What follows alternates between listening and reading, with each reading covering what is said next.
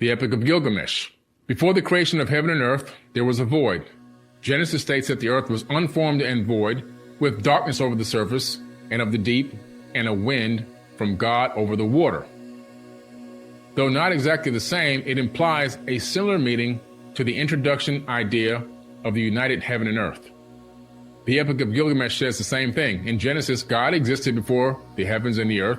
The Epic of Gilgamesh's introduction is not entirely clear about the gods who existed before the separation of heaven and earth, but we know that they did exist because they talk about them all the time. So we know that the Epic of Gilgamesh, which is a huge story, and out of that huge story, which predates the Bible by thousands of years, you get the story of Noah's Ark, which is a tiny fraction of the Epic of Gilgamesh. And the Epic of Gilgamesh is taught in universities all over the world in ancient civilizations. Enkidu, Genesis, and the Great Flood. In the Sumerian version of the flood story, the gods decide to destroy the human civilization. In the Epic of Gilgamesh, the gods decide to destroy humankind because they are being too noisy while the gods are trying to sleep. But in the Enkidu Genesis, they lack a clear explanation as to why they're really doing this destruction. It's just saying that, look, there's a flood coming. Enki, betraying the other gods, tells the protagonist Ziusudra. Ziusudra in the ancient Sumerian tablets is actually Noah in the Bible, of his plan and how to avoid dying in the flood.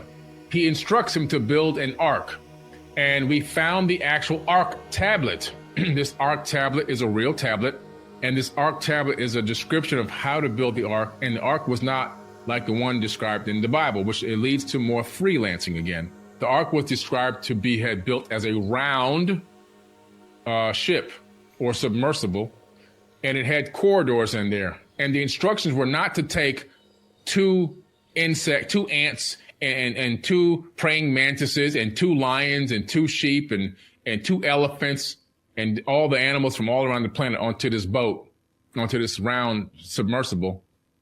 The instructions were to collect samples from your local area of your plant flora, seed, and so forth from around the local area, and some of your local livestock. That's it.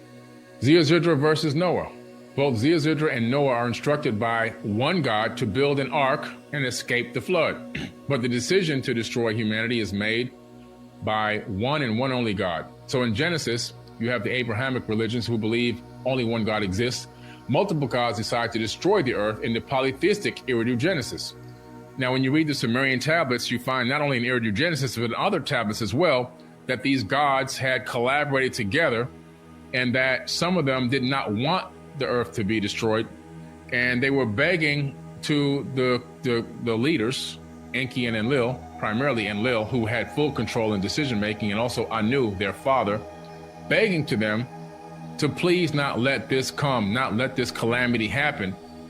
And they decided that, you know what, the experiment here had gone wrong. The people had gotten too noisy. They had gotten too wild and crazy. They had gotten too intelligent. We want to just start over. And while this flood, which seems like a directed asteroid strike, while this flood, through whatever method they used, swept over the land and turned all the kingdoms into mud, they actually were on this sky ship crying and weeping and loathing that their creation had been destroyed. Noah and his family remain human. After the flood, both Ziusudra and Noah are blessed by their gods, but in different ways. Ziusudra becomes immortal. So in the Sumerian tablets, the gods grant Ziusudra immortality by giving him some type of genetic mutation, allowing him to live an extended lifespan. Not necessarily immortal for eternity, but an extended lifespan. In other words, more than the 120 years. And when you look at it, then you see that Noah and his family remain mortal in the Bible version, right? In the book of Genesis, God establishes a covenant with humankind, promising to never destroy them again. The promise that God makes to Noah sets Abrahamic religion far apart from Mesopotamian polytheism. The Mesopotamians believed that they had to constantly keep the gods happy, or else they would wreak havoc upon the earth, even when all their efforts, so forth and so on, were being met and unpredictable. The illusion in the biblical text that, we saved your family and everything's going to be all good. But if you look at the story after the family's been saved and they're starting fresh again, right? It also says in the Bible that not everybody died. It also says in the Sumerian text, not everybody died. So Noah and his family were not the only people left. Read it good. Read your good book good. I know the book like the back of my hand. I know the book like the back of my hand. There were giants that survived. The Anunnaki, they call them the Anak. They survived the Great Flood. And there were other people that also survived the Great Flood. 2 people did not create 8 billion. There were people here already. Adam and Eve was just 2 of many that already had existed. This is basic bare bones biology, like biology 101. The thing that happened after Noah's family survived, they met other people, other survivors. They built a new civilization. They kickstarted another civilization in that region of the planet. Other people were thriving in other parts of the world. But what's interesting is they go right back into the same old ritualistic things, trying to keep God happy, trying to satisfy God all the time by having sacrifices and this and that. They went back right into the same old system again. So even though the biblical text is trying to say that, hey, they just, they were blessed and they could start fresh again, not true. It's the same as the Sumerian version where they had to keep trying to keep the gods happy through sacrifices nonstop. So the debates is a text. It's a text that tells you the Cain and Abel story before Cain and Abel even existed. It tells you the Cain and Abel story. It reads it a little slightly differently, but it's the same exact story. The debate between the sheep and grain describes the primordial hill where the gods live. An, who's also Anu, right? The sky god creates 2 sisters, Ashan and the goddesses of the sheep, and Lahar, the goddess of grain. An creates these goddesses to clothe and feed all the gods and goddesses on the primordial hill, but they realize that they do not understand how to use their sisters' gifts, so they created man to feed and clothe the gods instead. Later, Ashnan and Lahar fight over which sister has the more meaningful gift. The story ends with the gods Enki and Enlil intervening in the debate and declaring Ashnan the winner. The similar story between, from the biblical text is the debate between Sumer and Winter. The gods create Emesh, Sumer for vegetation and the abundance of the earth. Eten, Emesh's brother, identified with Winter, was responsible for the fertility of livestock. When the brothers fight, Enlil declares Emesh the more important of the 2, and they reconcile after Enlil's ruling. The same Cain and Abel story over and over again. The 2 debates discussed above bear the most striking resemblance to the Genesis story of Cain and Abel, Genesis 4:1 through 4:16. Like the debates, the story of Cain and Abel involves quarreling siblings, but while the debate tablets discuss relatively insignificant events, the story of Cain and Abel is amongst the most tragic tales in the Bible. One of the very first recorded murders, right? When God appreciates Abel's offerings but not Cain's, Cain becomes jealous and angry. God warns Cain not to give into his anger, but Cain does not listen and kills his brother Abel in envious rage. God punishes Cain by cursing him to wander ceaselessly. Now, what does he do? God tells Cain, you got to get out of here. And Cain goes, in the Bible, he says, but the people out there will kill me. So wait a minute. If you believe in the version that most people believe in of the Bible, you know that there's Adam, Eve, Cain and Abel, right? Cain kills Abel. So now there's Adam, Eve, and Cain. Now Cain gets kicked out of the garden, but all of a sudden he knows that there's people out there. What people? That's in the Bible. There were millions of people already here. When Adam and Eve arrived here, there were already people here. Adam and Eve were not the first people on this planet. They were the first Homo sapiens sapien version, the first genetically modified by the Anu, by the Anunnaki, to be able to reproduce in a certain type of way. The other people, a lot of them weren't able to reproduce in that way, and the ones who were creating a lot of rarities, giants that didn't have long lifespan. All kind of crazy stuff was going on according to these texts. When you look at the story of the Adamu, when Isis says, I'm going to take this baby to term and I'm going to bring forth the first one that works the proper way. And she takes one of the existing hominids, which was our cousins on this planet, takes the egg out of her womb and puts it into her own womb and takes it to term for 10 months. And then she gives birth to the Adamu, which means first man. That was Adam.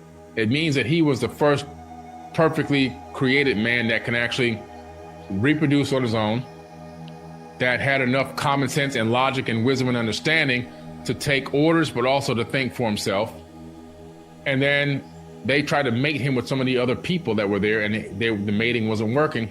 So then they took some more genetic material from him, and then they cloned or recreated an Eve and had them mate. When they figured out that worked and they can have a baby, then they duplicated that experiment over and over and over again. They made a lot of Adams through the same process.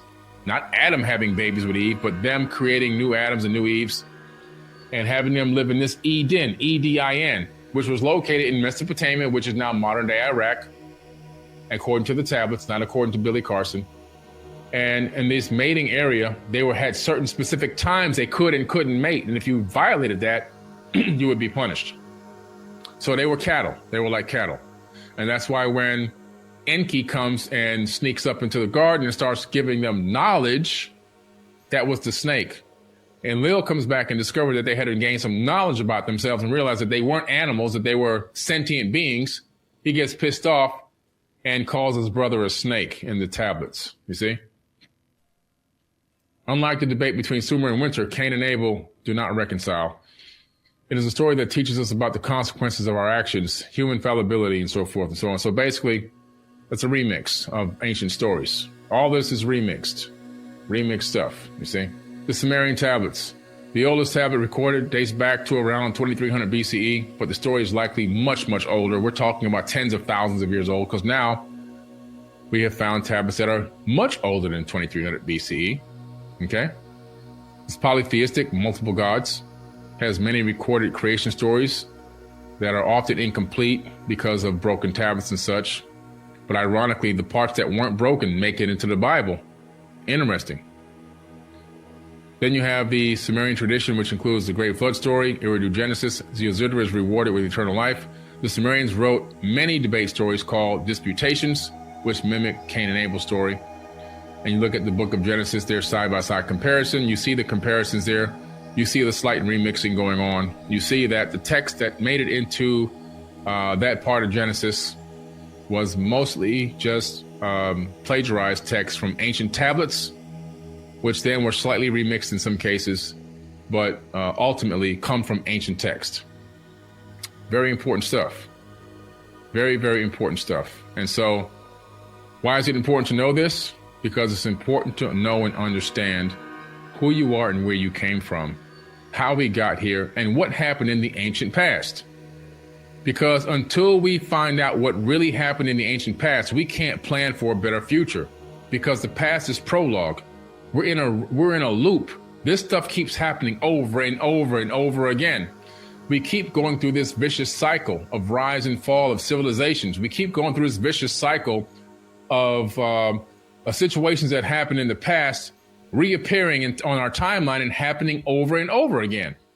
See, if you go back in time to 2023 BCE, you'll find the same exact stuff we're going through now happening back then. Not necessarily with the technology level, but with the social issues. You'll find it.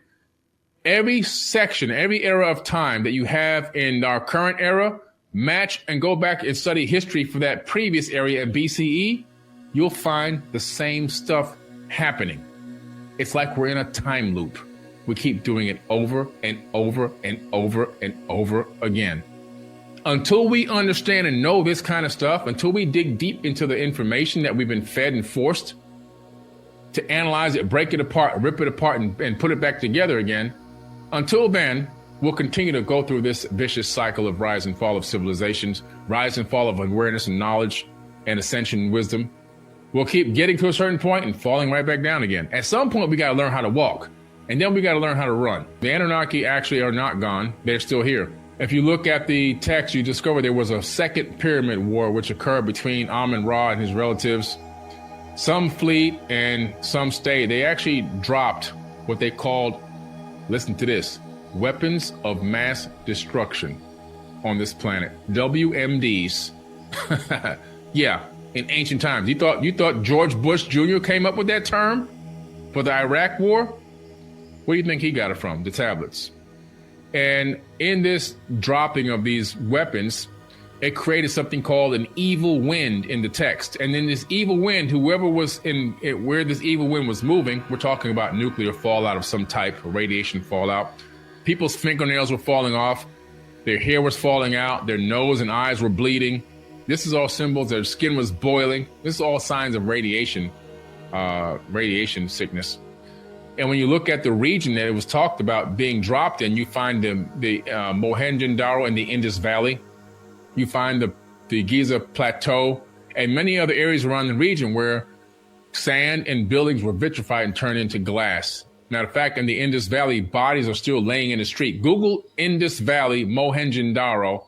You'll see bodies laying in the street, holding hands, just the skeletons that have never, ever, ever been eaten by any wild animals because they're radiated. So we know that there was a nuclear war of some type in the ancient past.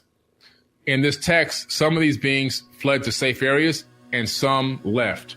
And their bloodline is walking amongst us this very day. So in some ways, genetically, they never left. And all of us, including every single human on this planet, has a little touch of that DNA in our body. Any Homo sapiens sapien has a little slight touch of that DNA in our body. So in essence, we're all here. They're watching us and they're monitoring us to see how far we're going to go and if we're going to become a rival of them.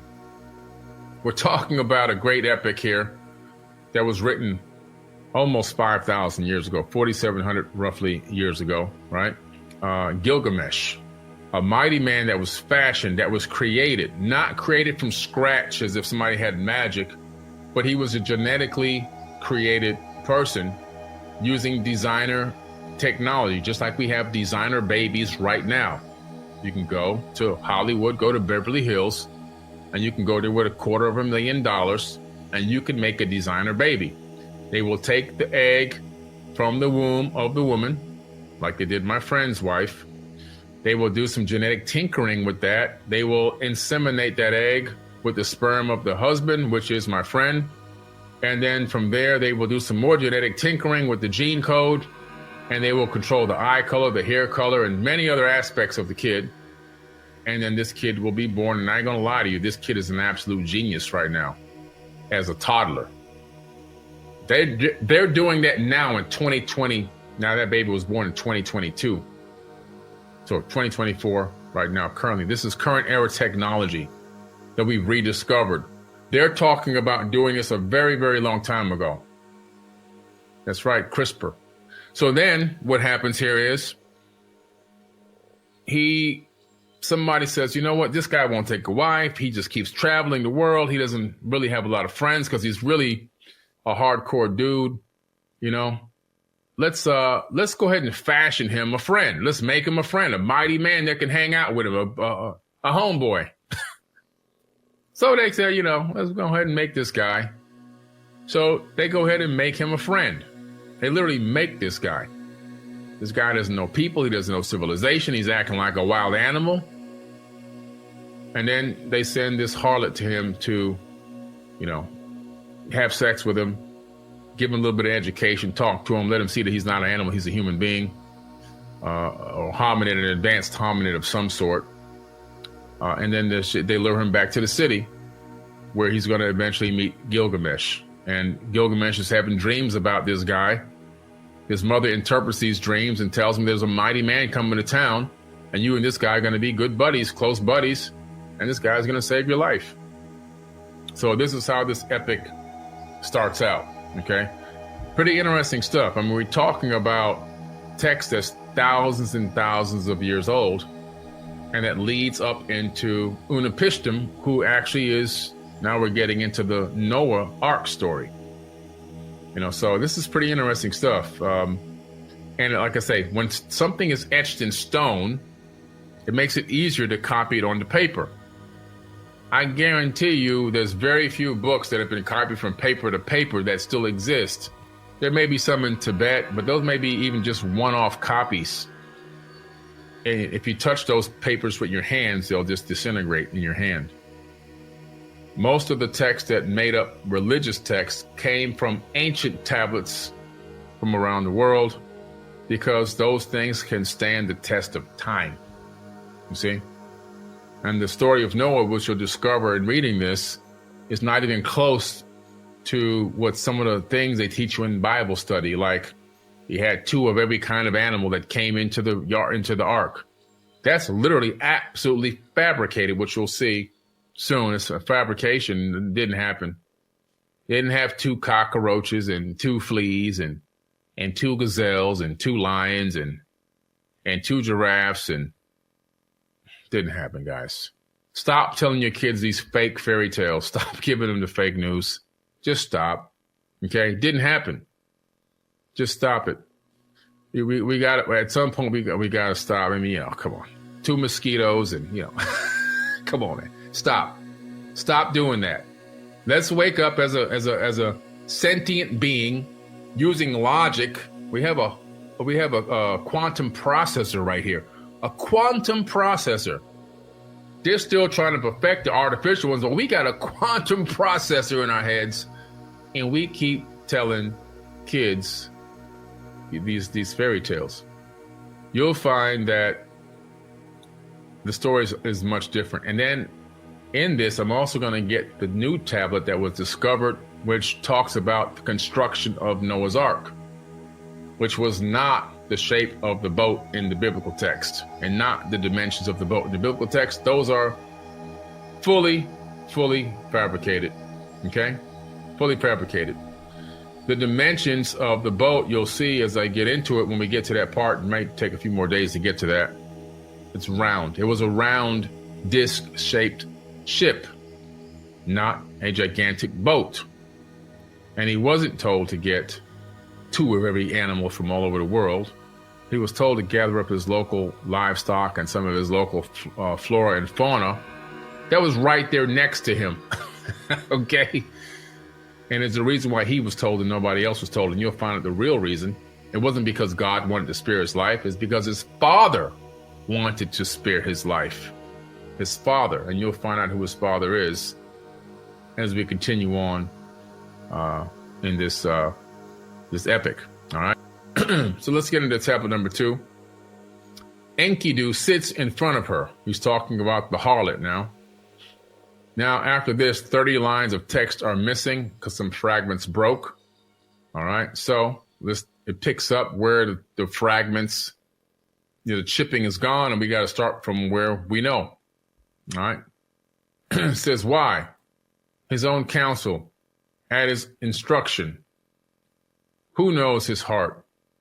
Shamat pulled off her clothing and clothed him with one piece, while she clothed herself with a second.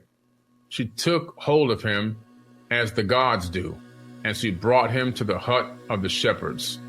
The shepherds gathered all around him. They marveled to themselves how the youth resembles Gilgamesh. They're saying this guy Enkidu is just as big and as powerful as Gilgamesh. This is crazy.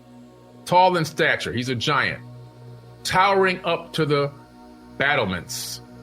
So we're talking about, battlements. We're talking about these areas of these ancient megalithic walls where guards would be able to stand and launch weapons at oncoming intruders. You're talking about 12, 15 feet, maybe more. Okay? Just study this stuff. Okay, check this out. They say, tall in stature, towering up to the battlements over the wall. Surely he was born in the mountains. His strength is as mighty as the meteorite of Anu. They placed food in front of him. They placed bear in front of him. Enkidu knew nothing about eating bread or food. Of drinking beer he had not been taught. The harlot spoke to Enkidu, saying, eat the food. Enkidu, it is the way one lives. Drink the beer, as in the custom of the land. Enkidu ate the food until he was sated. He drank the beer, 7 jugs, and became expansive and sang with joy. He was elated, and his face glowed. He splashed his shaggy body with water. He rubbed himself with oil. He turned into a human. That's funny. He had to get drunk to turn into a human. Oh, man. If you remember in tablet number 1, up until this point, he didn't eat food. He only drank water. Water was his only sustenance. He didn't need food. He only needed water. He didn't need plants. Well, he ate a little bit of grass and he drank water. That was his only thing. Now he's eating everything. Now he's a human. He put on some clothing and became like a warrior. He took up his weapon and chased lions so that the shepherds could eat. He routed the wolves. He chased the lions. This guy's chasing lions. Talking about how big this guy is. A lion is hardly afraid of anything. A lion will run only because it doesn't want to get injured, which means this guy was massive. With Enkidu as their guard, the herders could lie down. This guy was protecting the herders and the herd of animals by himself from wild animals. A wakeful man, a singular youth. He was twice as tall as a normal man. He was twice as tall as a normal man. So you're talking about this guy's obviously in the 12-foot range. All right, if the these Sumerian people were not tiny people. So this was a big dude. 10, 12 feet was a reasonable number. The next 33 lines are missing in the standard version. Lines 57 and 86 are taken from the Old Babylonian. Just to give you a note here. Then he raised his eyes and saw a man. He said to the harlot, Shamat, have that man go away. Why has he come? I will call out his name. The harlot called out to the man and went over to him and spoke with him. Young man, where are you hurrying? Why this arduous pace? The young man spoke, saying, Enkidu. They have invited me to a wedding, as is the custom of the people, the selection of brides. I have heaped up tasty delights for the wedding on the ceremonial platter. For the king of broad-marted Uruk, open is the wall, open is the veil of the people for choosing a girl. For Gilgamesh, the king of broad-marted Uruk, open is the veil of the people for choosing. He will have intercourse with the destined wife. He first, the husband afterward. This is ordered by the council of Anu. So what they're saying here is this guy's going to have intercourse with the wife and then the husband next. This is ordered by the council of Anu. From the severing of his umbilical cord, it has been destined for him. At the young man's speech, his Enkidu's face flushed with anger. Several lines now are missing from here. Enkidu walked in front and Shamat after him. Enkidu walked down the street of Uruk Haven. Mighty, he blocked the way through Uruk, the sheepfold. The land of Uruk stood around him. The whole land assembled about him. The populace was thronging around him. The men were clustered about him and kissed at his feet if he were a little baby. Suddenly, a handsome young man, for Ishara, the bed of the night, marriage is ready. For Gilgamesh, as for God, a counterpart is set up. Enkidu blocked the entry to the marital chamber, as would not allow Gilgamesh to be brought in. They grappled with each other at the entry to the marital chamber. In the street, they attacked one another publicly in the public square of the land. The doorposts trembled and the walls actually shook. You're talking about two giants fighting over one woman, and one's supposed to marry her, and the other one's just had sex with her, and he's like, man, I got to keep this for me. You can't have this now. It's too late. I put my mark on this. So now these guys are battling each other. They're battling each other, and the whole city is shaking. Then after this, 42 lines, unfortunately, are missing. Gilgamesh bent his knees. With his other foot on the ground, his anger abated, and he turned his chest away. After he turned his chest, Enkidu said to Gilgamesh, your mother bore you ever unique. The wild cow of the enclosure, Ninsun, your head is elevated over other men. And Lil has destined for you the kingship over the people. The 19 lines are chipped away. They kissed each other and became friends. Not like on the lips, like, that ritual stuff that they do, like in the Slavic countries. The Old Babylonian becomes fragmentary. So basically, we're losing a little bit here and there. His strength is the mightiest in the land. His strength is mighty as the meteorite of Anu. Now, this meteorite of Anu is obviously one hell of a stone. And I believe that the meteorite that's located in the cube that the people of the Islamic faith, the Muslims, go to at Mecca, there's a gigantic megalithic granite box that they walk around counterclockwise. And there's a magnificent meteorite in the corner, embedded into the corner of this megalithic granite stone box that they go to, and they walk around this box. I believe that is the meteorite of Anu. Till this very day, it's still being worshipped. Okay? His strength is the mightiest in the land. His strength is as mighty as the meteorite of Anu. The mother of Gilgamesh spoke to Gilgamesh, saying, Rimat Ninsun said to her son, Rimar Ninsun, my son, plaintively, she went up into his Shamash gateway. Plaintively, she spoke, she implored. Enkidu has no father or mother. Enkidu has no father or mother. He never did, because he was fashioned. He was created. He's like a artificially created avatar. His shaggy hair, no one cuts. He was born in the wilderness. No one raised him. Enkidu was standing there and heard that speech. He sat down and wept. His eyes filled with tears. His arms felt limp. His strength weakened. They took each other by the hand, and their hands, like Enkidu, made a declaration to Gilgamesh. In order to protect the cedar forest, Enlil assigned Humbaba as a terror to human beings. Humbaba's roar is a roar of the flood. His mouth is fire. His breath is death. He can hear 100 leagues away any rustling in the forest. This is incredible. Now let's take a look at this.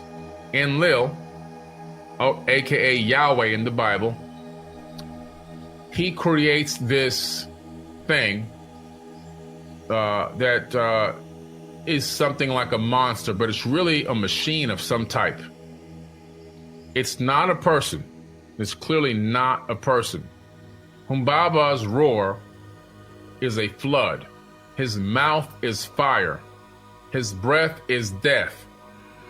We're talking about some type of deadly machine. He says this machine can hear up to 100 leagues away. Okay? Up to 100 leagues. That's a far distance. It can hear rustling in the forest. Now, that's powerful. Okay? And I want to just take a quick stop here. I want to get this exact distance in miles, if I can, real quick. We're talking about 300 miles, because a league is 100 miles. So we're talking about 300 miles. This thing can hear into the forest, wrestling of a bush. Why did he do this? Let me get back to my my text here. Enlil did this. He created this thing because people were deforesting too much. They were tearing down the entire forest. Same thing going on right now. They had no control. He had to say, look, we can't let this, we can't let this forest become torn completely down. We need this forest. So what did he do? He creates this Humbaba, which is this type of technology, in my opinion. You might not see it that way, but when I read this, I read technology. And if you don't see it that way, guess what? That's okay. You don't have to see it my way, but that's what I see. He said it can hear up to 100 leagues away any rustling in the forest. He said in his forest, and Lil owns this forest. Will go down into the forest. Who would go down into the forest? And Lil assigned him as a terror to human beings. and whoever goes down into the forest, paralysis will strike. Gilgamesh spoke to Enkidu, saying, "What you say?" Then 42 lines are messed up here from the text. "Who, my friend, can ascend to the heavens? Only the gods can dwell forever with Shamash. As for human beings, their days are numbered. Whatever they keep trying to achieve is but wind." In other words, it's like waste. "Now you are afraid of death. What has become of your bold strength? I will go in front of you, and your mouth can call out. Go on closer. Do not be afraid. Should I fall? I have established my fame. They will say it was Gilgamesh who locked in battle with Umbaba the Terrible." So they're getting ready to go attack this thing. "You were born and raised in the wilderness. A lion leaped on you, so you have experienced it all. I will undertake it, and I will cut down the cedar. It is I who will establish fame for eternity. Come, my friend, I will go over to the forge and have them cast the weapons in our presence." So they're getting ready to head into the forest and attack this Umbaba, as well as cut down some trees. Holding each other by the hand, they went over to the forge. The craftsman sat and discussed with another, "We should fashion the axe.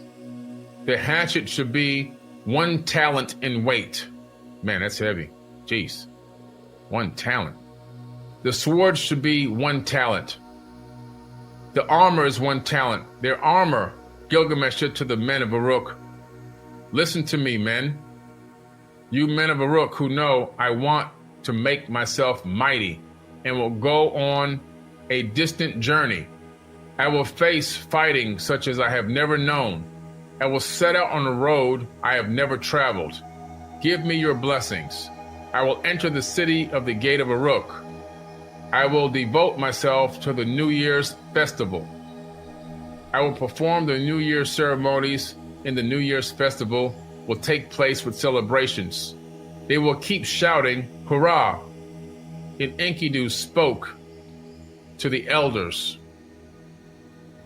What the men of Uruk say to him, that he must nor go to the cedar forest. That means they're saying don't go.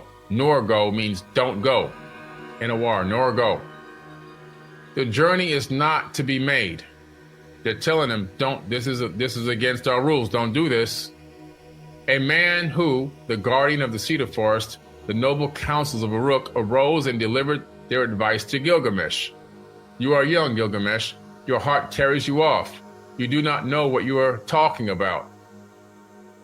Then in some areas, there's a little bit messed up. It says, "Gave birth to you. Humbaba's roar as a flood. His mouth is fire. His breath is death. He can hear rustling in the forest 100 leagues away.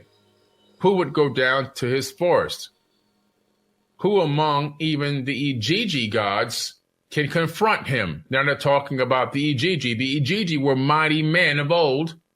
They were working class Anunnaki, extremely strong beings with incredible levels of knowledge, construction knowledge. They helped build the cities. It wasn't mankind that built some of these super ancient cities before the flood. Mankind was forced to build after the flood, according to the tablets. Before the flood, the Igigi were the ones doing all the building. Then they became the teachers of construction. They were the brick masons. In order to keep the cedar forest safe, Enlil assigned him as a terror to human beings. Gilgamesh listened to the statement of his noble counselors. And then about 5 tablets are missing there. So, you see, this is getting, for me, it's kind of exciting. I don't know. Some people be like, man, I don't even know what this guy's reading. This is some boring stuff. But for me, this is exciting stuff. It's like I'm going into some of the oldest text that exist, that's written by our ancient ancestors, that's telling a story of a guy who was a massive being, a giant that was genetically created, and his friend was also genetically created in some way. And these two guys are massive, powerful people that want to make a name for themselves. So they're going off on a hero's journey together to make a name for themselves, to make themselves famous. It's just like, nothing's changed. It's the same old stuff going on in this world. But the evidence of these things that are waiting on them, like this animal or this monster, or maybe this machine that's waiting to protect the forest, this protector of the forest, this maybe some type of a massive, Boston Dynamics type robot. Who knows? But it literally spews some type of material out of its mouth that will kill you. That don't sound like a human being to me. This sounds like a weapon that's protecting the forest. The Enlil says, nobody's going to mess with my forest. I don't care. And I'm going to put a protector that can hear up to 300 miles away. If one bush is rustling in the wind, it's going to go inspect it. And for it to hear something 300 miles away, that means it can get to that point very fast. Because if I'm rustling in the woods and I'm getting ready to chop down a tree 300 leagues from 300 miles away from this guy, right? Or wherever this machine or wherever this thing is, and it hears me, it obviously has the capability of getting to me at a very rapid pace, covering a massive amount of miles in a very short period of time. Most likely before I'm done doing what I'm trying to do, so that it can capture me and kill me. We're talking about technology because a man can't run that fast. This is crazy stuff. I love reading this stuff because it takes me way back. And it's like I'm seeing through the eyes of ancient ancestors and what they experienced, what they saw, what they were told to write down, what they knew, and how they can describe what they saw to the best of their ability and how life was in those times. And you can kind of almost see that it's not too far from where we are now in terms of how people live. They got New Year's Eve party celebrations. You got harlots, we call them hoes. They got, people who like sex. They want to drink beer, all this crazy stuff is going on. And the very first recipe for beer at the British Museum, that's where it exists, is on a Sumerian tablet. And it says that the great god Anu, they're talking about the Anunnaki and these beings, they bestowed the recipe for beer onto mankind. And they gave us the recipe on how to brew hops or how to, do the hops to make the beer and all that, ferment the hops and all this stuff. It's all on ancient tablets. We didn't invent beer.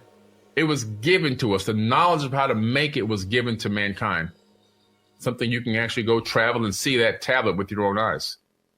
Crazy stuff. This is why I like this stuff. It's pretty interesting. What we kind of think we know about the ancient past based on what we learned in school is not even close to true reality.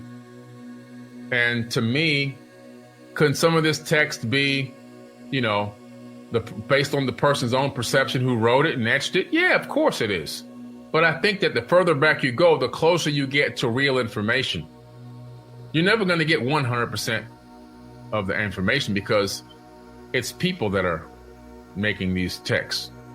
But when somebody goes through the trouble of using a stylus and a wedge in wet clay and turning it into stone so they can last through the ages, and we're talking about thousands and thousands of years ago, we're getting as close we can, as close as we can possibly get to the actual facts. Okay? And then from there, it, depends on extrapolation, hypothesis, speculation comes into play. It's just great. I just love it. It's like becoming a CSI agent for, ancient information and trying to put the pieces of the puzzle together. It's pretty cool stuff to me.